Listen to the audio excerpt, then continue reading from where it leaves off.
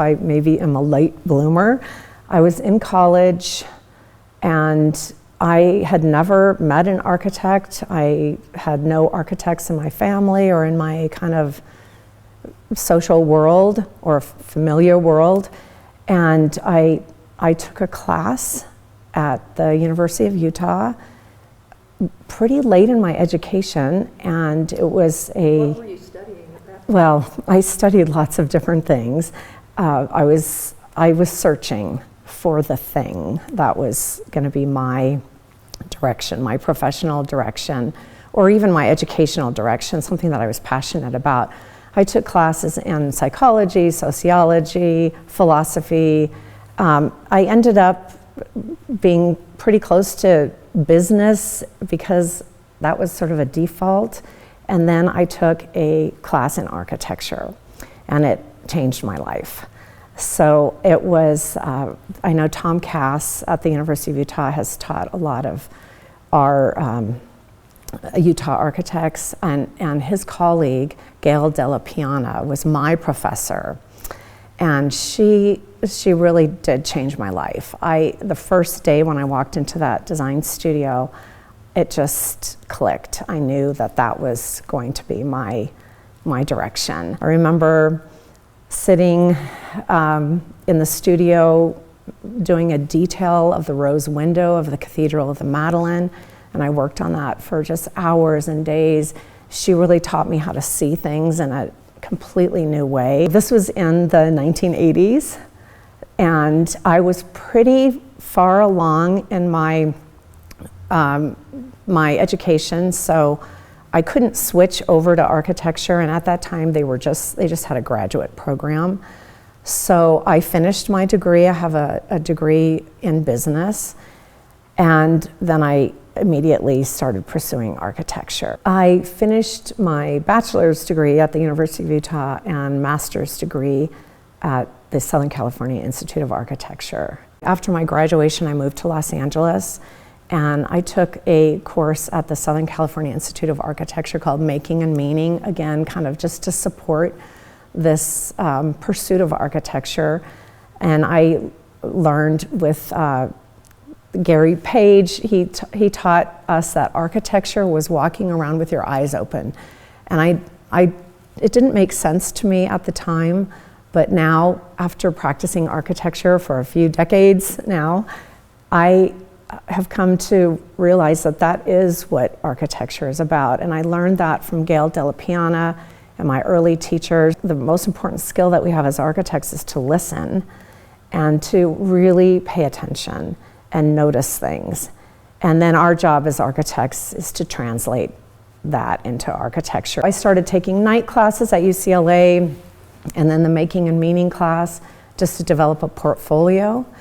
So I had something to show, and I built up a portfolio. I remember my portfolio at the time, they were all handmade. I made the paper in my portfolio in a Japanese paper making class. I really took a lot of care for every single image and every model that I produced, and made a portfolio. The cover and the binding was all handmade. I used roofing tar paper for the cover, and then delivered it to different schools. I was accepted to most of the schools that I applied to, and I just thought living in New York would be a completely different experience for someone who grew up in the West, Montana, Utah, and California. So I ended up going to New York and lived there for a while. I also learned at that time I don't want to live on the East Coast. I don't want to live in New York. And I think the school was great. Living in proximity to those resources, the cultural resources, were fantastic. But I'm just not a real big city person, or especially an East Coast big city person. And so I finished my education going to Switzerland, loving being in Ticino, Switzerland, because that has a lot to do with the American West and mountains and great architecture within that context. and then in Los Angeles, where I was fortunate to study with some amazing architects who really helped me and also helped launch my career. One of my professors at SciArc was Eric Owen Moss, and I took an incredible studio with him based in Culver City, which is where he works, and produces a lot of incredible architecture there. And we, I think, had a good relationship in the studio. I enjoyed his class. I think he enjoyed having me as a student, and I got a job in his office, in his studio. So that was where I did my internship. In that office, it was a lot like being in school, which was fun. It was very intense, very immersive. We worked on those projects in Culver City, but we also worked on competitions all around the world. So it was really incredible, and I learned a lot of really technical aspects of architecture, how to detail buildings, and interest in materials that I've always had was kind of honed in that studio. And the best thing about it, it wasn't all paper architecture. We could walk out the door and see our design work being produced down the street.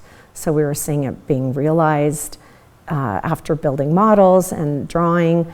This was back right when architecture, when AutoCAD was coming into the scene. So I started hand drafting and then moved into AutoCAD and into our technical documents, and I mostly was doing construction documents there under the direction of some really talented architects. At the time, we were working on the Samatar building in Culver City. So again, that's right down the street.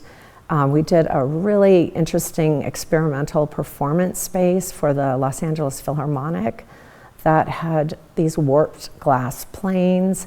And then we did some urban design where it was called conjunctive points, where we looked at connecting all these incredible pieces of architecture through Culver City through an urban design proposal. When I was at school, one of my professors identified me as a potential teacher. I hadn't even seen that in myself.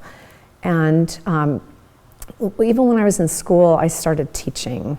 So I had a professor just say, "You would be a good teacher, Anne, and would you like to pursue that?" And I said, "Sure." And I became a teaching assistant when I was in graduate school for an undergraduate design studio. And at the same time, I was teaching in the summers and in the evenings in after-school programs for elementary school children in Los Angeles through this incredible program called the Vitruvius program, where we introduced young children to architecture. So I have always had a dual career in both architecture, architectural practice, and in teaching. And it started when I was in school. All of the things that I'm even doing today started when I was in school, working for people like Eric Owen Moss, and then having this interest in educating the next generation of architects as well. I still work in Los Angeles and started my practice in Los Angeles. My partner and husband, John Sparano, and I decided to start a practice, and we started in Los Angeles in an apartment in our apartment, and then it's grown steadily over the decades to what we have now, which is a practice of almost 20 people in 2 states, and we work around the western region of the United States. We're licensed in almost all the states, and we've got projects in most of the western states in our portfolio. We're generalist architects, and we've always wanted to be generalists. We don't specialize in a particular typology, and that is really strategic. I know probably it might be a better business strategy to focus on one particular typology, but this way we get to learn things from different typologies and apply them It makes us all very well-rounded. We have very well-rounded architects in our office, and no one is ever bored with doing the same thing over and over again. So from the very beginning, we've worked on public projects. Our first commission was a renovation and adaptive reuse of the LAX air traffic control tower, which was designed by Paul Williams in Los Angeles, and changing that from an air traffic control tower to offices. That project, sadly, was never built. And I've learned that now over my career that, maybe a quarter of what we design isn't built. But we still love that project, and it was a great opportunity to work on an important building like that. We also, from the very beginning, have worked on parks and recreation projects. We had a very early project with a community center in a public park. We also do arts and culture projects, and we always have a single-family residence in our practice. We like to keep a couple houses in the office because that always reminds us about the human and the individual experience, how important a home is to someone's life. It is a challenging business decision and kind of scary, right, to open your own practice. It's risky. I think the main reason I wanted to start a practice is I just would have more freedom and flexibility with my time. I knew that I wanted to have a family, and I think that would have been very difficult working in the kind of really intense architecture environment that I was in. So having more control over my time and schedule, and starting a practice is very scary, and that's another reason I think when I first started that I felt teaching was important too, because I would have those, health benefits. I actually had a daughter that really needed some serious medical attention at birth, so it was important to have great health insurance. Now we have that in our office, but at the time I was depending on my teaching physician for that. And it was just a backup with a steady income to balance the fluctuation in income with an emerging practice. There's always challenges with running a business, with having a practice. The early days, it was really about financial stability, hiring carefully, and then growing carefully. I guess even today, we still think about all those things: financial sustainability, growing at a very careful rate. I'm proud to say that we've never laid anybody off in all the years of our practice, and it's because we don't hire and fire. We don't expand and contract with projects. We'd rather not take on a project if we don't feel really comfortable that we have a role or we don't want to hire somebody if we don't have a role, not just immediately for them, but kind of long term. So I think, just getting projects. We've always worked in the public sector because we knew that our clients would pay. They take a long time often, but their checks don't bounce, and they do pay on a regular basis. When we were in Los Angeles starting out, the .com industry was kind of expanding and then crashing. So we saw a lot of architects who were dependent on those projects even go out of business, which was really hard to see.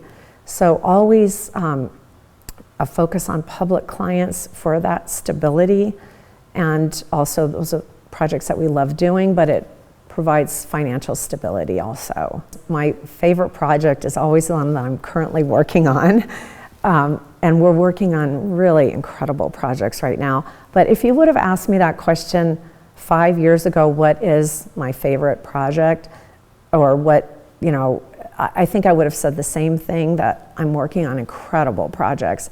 I feel really lucky that we are working on and have been able to work on incredible projects.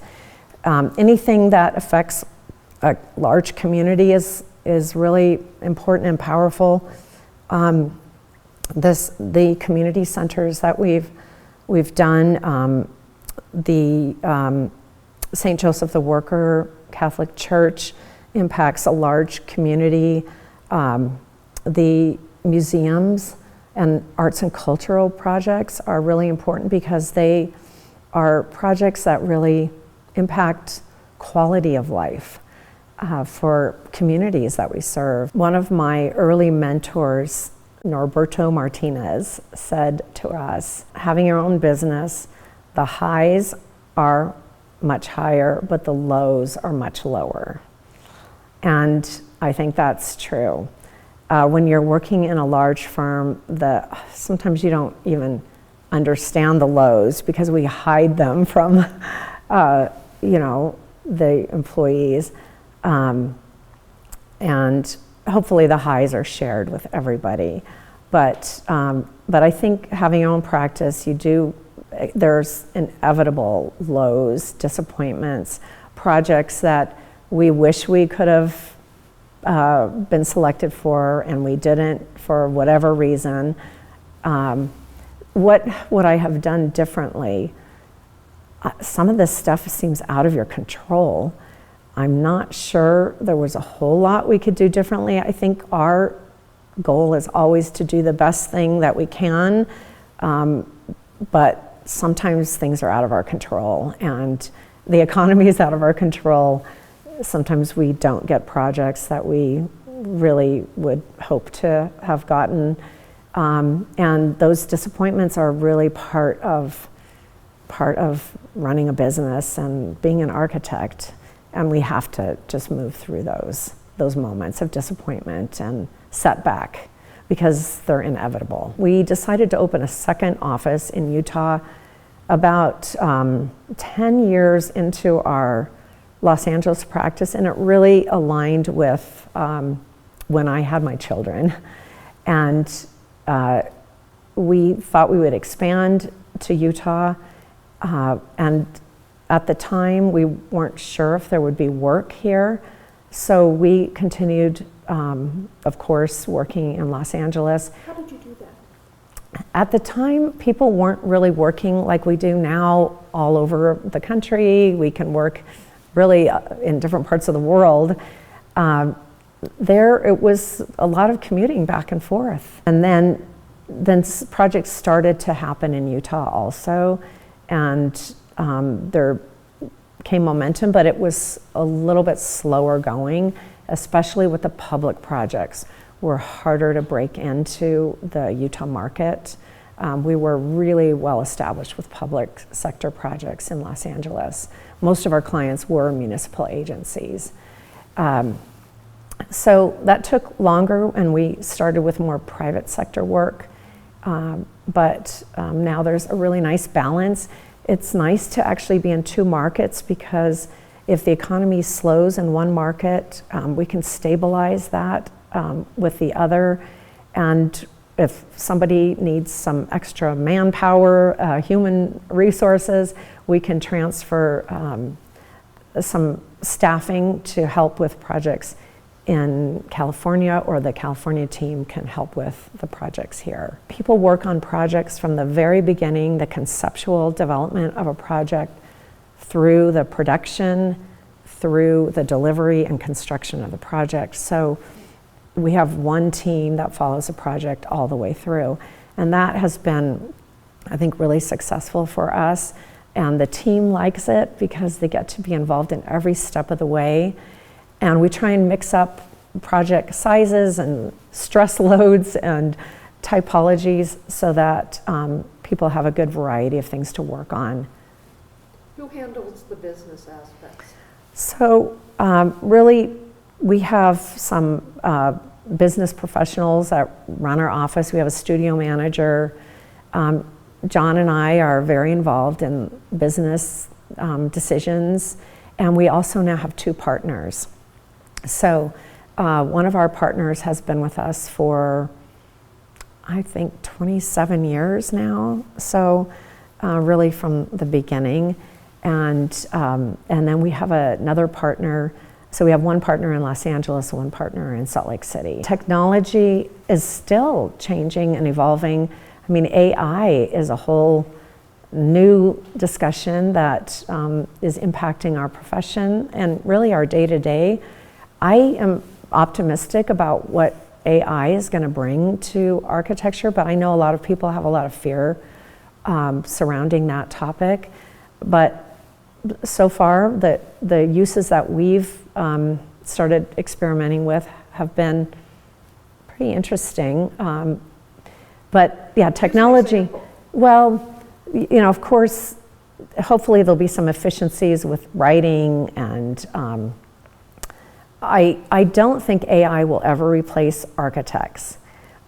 It might replace maybe architects for clients that you might not want to work with anyway, because if they're just interested in kind of reproducing things that are existing, yes, that can be found. Things can be copied. That does happen.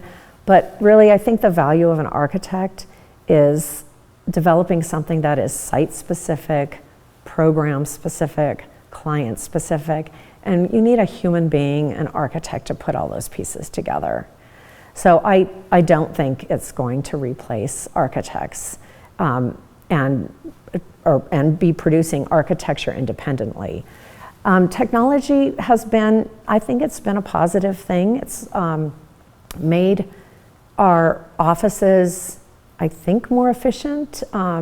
We can produce things quickly. I actually think one of my jobs is to slow us down a little bit. Technology is all about speeding things up and making things fast, but we want to be thoughtful also, and that takes a little slowing down, a little more kind of thoughtful approach to design process, to problem solving. And so I think a balance of analog and digital is important. That's something that we've embraced and really incorporate in all of our projects. We still build physical models. I think we're one of the few firms that still do that. We have physical models in our practice. We, of course, build everything in digital form as well and produce our construction documents using BIM. But those analog starts are really important, and they're important in the way we communicate with our clients as well. Our clients often, even contractors, reading drawings is kind of confusing. So these physical models and sketches, hand-drawn sketches, are still powerful tools that architects can bring to the table that are valuable. I think being a female in the profession of architecture has always been a little unusual. It is changing now. So in school, there's more gender parity. It's more 50-50. Even I think currently there might be slightly more women in schools of architecture than men, but over time during the profession, they end up dropping out of the field, which is unfortunate. I think women have a lot to offer. Architecture, when I started, yes, there were very few women in my classes. The class that I took with Eric Moss, there were only 2 women in the class, and we had a big studio because everyone wanted to be in that class. There were, I think, 18 of us, and 2 women and only 2 Americans. And the other woman that was in the class who, she dropped out of the profession at some point. When I started working, there were only 2 women in the office out of about, I don't know, 25 people.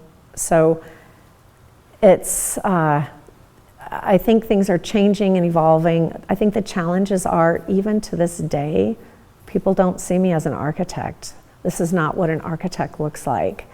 When I go to a construction site, they talk to one of the guys that I'm with. try not to get too, it just is what it is. So I think there still is a image of what an architect looks like, and it's not a woman. I hope that changes. I think it will change. There's a lot of great female architects in this country and in the world. So I think there are role models now that didn't exist in the past. So I think it's just a slow change. Women I've spoken to in the field felt like they came into school with a disadvantage because men had had construction experience with their fathers. And, they'd done summer jobs as carpenters. How did you overcome that? Yeah. Or did you? No, maybe you had construction no. experience. I came from an aviation family. Everyone in my family, my father and all of his brothers and my grandfather were pilots. My sister became a flight attendant, my brother an aircraft mechanic. I mean, we're an aviation family. And I had no construction background. I do think, and I had no opportunities to take drafting in high school. The high school that I went to, I don't even know if that would have been on my radar in high school, but it wasn't even offered. So I do think I had a really steep learning curve when I started school. I had a lot to learn, but I was also really interested. So I was just passionate about it. So I was interested in learning every single aspect of architecture, from the design aspect, the technology aspect, the construction, the constructability aspect, the human factors. All of it was interesting to me. So I just had a steep learning curve and really never worked on construction sites until we were building our projects. I would tell young architects to be patient. I think people want to get out of school and immediately be a superstar, immediately have great commissions. I would tell them to be patient. At my graduation from SciArc, the commencement speaker was Frank Gehry. And we were on folding chairs in a parking lot, and he spoke to us. And he said, beware of early success. And I think that was a good message to hear, because we all wanted early success. We all wanted to get out and be someone in our field. But architecture is a profession that requires patience and a steady progression. I want everyone to think about every project, no matter how small, matters. So it's important to do a really, really good job with whatever you get and then build from that. The male architects always say that they want to get licensed. And I think for women, and I'll speak for myself, that wasn't as important to me as it was to maybe some of the male. And it was when I got licensed, that was important, that I could call myself an architect. And I do think that is important, because if I wasn't licensed, I could never call myself an architect. And I think it's important for a woman to be able, especially a woman, to be able to say, I'm an architect. Not, I'm an architectural designer, or I'm an intern, or I'm a whatever. You can say, I am an architect, and that has a presence. I feel so blessed that I found this field. I think it's something that really has a lot to offer the world, and professionally, it's a wonderful way to make a living and to spend your days. I just really love architecture, and I hope that people who are interested in the field have great experiences, both academically and professionally in our field, because those things are out there, and there are great opportunities out there, and it's a wonderful way to make a living.